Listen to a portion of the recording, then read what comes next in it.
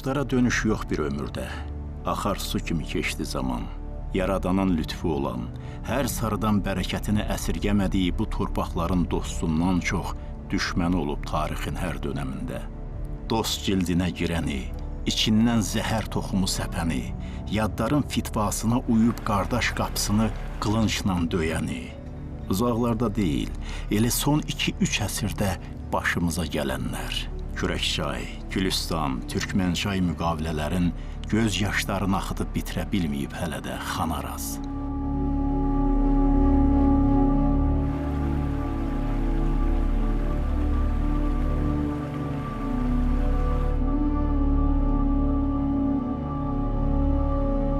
Deməli, sizin Nadir Şahla bağlı yazdığınız kitab əsasında sənədli film çəkilib və bu film YouTube'da, ümumiyyətlə YouTube kanalında indi bilirsiniz ki, YouTube daha çox populyardır. Çünki daha çox əlçatandır insanlar üçün və açıq deyək ki, elə sosial şəbəkələr üstələyib bugün bütün baxış demək üsullarını. Sualım ondan ibarətdir ki, bu film çox yüksək bir reyting qazandı, trendə düşdü və məsələn, mən şərhləri oxuyuram, insanlar da yazır ki, biz çoxdan da belə bir film gözləyirik. İnsanlar başlayır bu filmin üzərindən mübahisə aparmağa bir-birinin arasında Nadir Şahla bağlı, onun şəxsiyyətilə bağlı. Nəzərə alaq ki, sözünüzlə əfşarlar nəsillənsiniz, yəni o nəslə gedib çox kötü qılıb çıxırsınız. Bu da müəyyən qədər sizə təbii ki, o nəsil borcuna kömək edib. Amma maraqlıdır, nə üçün bu film bu qədər populyar oldu? Nadir Şah haqqında insanlarımız məlumatsız idi. Yoxsa Nadir Şahı bilinməyən tərəflərini göstərdiniz? Yoxsa bütöv Azərbaycan ideyası bu var. Yəni, yenə deyirəm, çox gürullu şərhlər var və kifayət qədər də ağıllı fikirlər var. Və film özü də günü-gündən baxış sayı baxımından artır. Məsələn, LTV kanalı bu filmi demək olar ki, bir neçə dəfə yayımlayıb və böyük məmnuniyyətlə də öz səhifəsində yerləşdirib digər kanallarda. Buyurun, bir müəllif olaraq sizin fikirləriniz. Mən də çox sevinirəm. Birinci vurğulayım ki, 2014-cü ildə mən 2 dənə kitab əldə elədim. Biri Mehman Süleymanovun Nadir Şah əsəri idi, o İranda çap olunmuşdu. Bir də Yunus Oğuzun Nadir Şah romanı idi. Mən o nəslin nümayəndəsi kimi o kitabları böyük bir həvəslə aldım və oxudum və hiss elədim ki, Azərbaycanın tarixində dünyada əhəmiyyətli, ən böyük sərkərdələrdən biri olan Nadir Şah var. Təəssüflər olsun ki, Sovet devrində Azərbaycanın bütün tarixi şəxsiyyətləri aşağılanıb, bunları ümumiyyətlə tarixdən siliblər.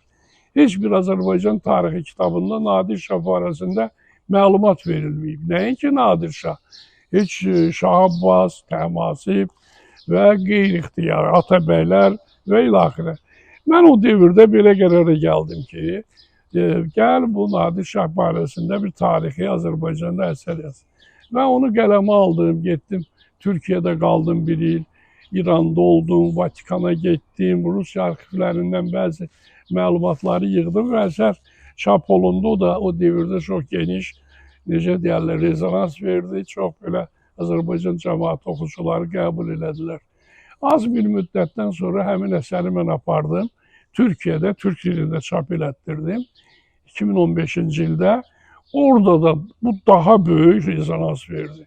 Və inanın ki, mən onun həm böyük şəhər bələdiyyəsində, Bəylikdüzü bələdiyyəsində, İstanbul Aydınlar Ocağında onun təqdimatını keçirdik. Və inanın o Türk xalqının öz tarixinə və biz bir millətik də bizim tariximizə çox böyük marağı var. Çox. Onlar da o kitabı bəlkə bir 10 min nüsxədə bütün Türkiyəyə yayıldı. Və bu belə bir o devirdə mən təklif aldım ki, və buna bir sənətli film çəkək. Ancaq mən razılaşmadım. Dedim ki, Azərbaycan torpaqları işğal altındadır. Biz bu günləri Azərbaycanın qədim tarixini işıqlandırmaq o qədər də mənim üçün ürək açan olmaz. Ancaq Azərbaycan artıq öz torpaqlarımızı 2020-ci ildə xilas elədi, Zəfər bayramımız keçirildi və mən bu yaradıcı heyətə belə bir görüş keçirdik və bu filmi ərsəyə gəlməsini bir ideya rəhbəri kimi, layihə rəhbəri kimi irəli sürdüm. Görəsən neçənci baharını qarşılayıb, neçənci qışını yola salırıq vətənin. Bəxtəbər elədiyimiz çağları daha çox olub bu sevgili torpaqların. Ya məndən keçdi, dərdlərinə laqi etdiyimiz, bütövlüyü, müstəqilliyi uğrunda mübarizə tarixində Tomris, Cavanşir, Babək, Şah İsmail Xətai, Nadir Şah Əfşar kimi dünya savaş sənətinə mühürünü vuran şöhrətli sərkərdələri olan bu torpaqların sərhədləri nədən bu qədər daralıb, nədən bu qədər azalıb? Harda səhv elədik Tomris ana? Nəyə qurban getdi torpaqlarımız Cavanşir Xaqan? Qolumuzun gücü, dizimizin təpəri mi azaldı, döyüşkən Babək? Şah Xətayım, hələ də o acıların içində çarpışmalardasan. Qarşısına ala bilmədim döyüşlərin. İndi film necə alınıb, siz də o barədə danışdınız. Ancaq filmdə biz nəinki mən, bizim tarix akademikimiz Yaqub Məmmədov, fəlsəfə elmlər doktoru İzzət Rüstəmov, tarix elmlər doktoru Mehman Süleymanov, tarix elmlər doktoru İlham Həsənov və bir sıra başqa etnoqrafçılarla çıxışları var. Təbii ki, insanlar da bundan razı qaldılar ki, Azərbaycanın böyük bir oğlu 18-ci əsrdə dünyanı lərziyə salan, Hindistan kimi ən böyük imperiyanı o devirdə diz üstə çöktürən bir Azərbaycan oğlu var. Mənim o kitabımda Nadir Şahın Azərbaycançılığı var. Orada mən göstərmişəm ki, bax bizim Azərbaycanın şimal hissəsinin ərazisi Nadir'in tərəfindən işğaldan azad olunub. Bu Abşeron yarımadasının əzəli adı Afşarlardır. Ondan irəli gəlib, sonradan bu dəyişilib Abşeron isminə gəlib çıxıb və Nadir'in də o devirdə nəslinin bir sıra nümayəndələri və Aşurbəyovlar da bilirsiniz Bakı şəhər ərazisində uzun illər yaşayıblar. Biz də o nəslin bir nümayəndələri kimi o devirdə çox tarixi kəşməkeşlərdən keçmişik və indiyə qədər gəlib çıxmışıq. Buna görə də minnətdaram. Tamaşaçılara fikriniz nədir? Bax, sizin filminiz haqqında yüksək fikirlər yazıblar. LTV kanalının səhifəsində. Tamaşaçılara nə deyərdiniz? Bir müəllif kimi. Tamaşaçılara onu deyərəm ki, Azərbaycan tarixini oxusunlar. Azərbaycan tarixi, mən sizə inandırıram, valla dünyada ən möhtəşəm tarixlərdən biridir. Çox sağ olsun Türkiyə dövləti. İndi baxırsınız, onlar necə deyərlər, Osmanlılar da bütün Türk sərkədələri barəsində böyük bədii filmlər çəkiblər. Həmin o bədii filmlərdə dünyanın bugün əksər ölkələrində nümayiş olunur. Azərbaycanda son illər Fatih Bəylər filmi çəkilib. O da çox böyük bir müvəffəqiyyətdir. Mən də bir neçə də baxmışam, sevinmişəm.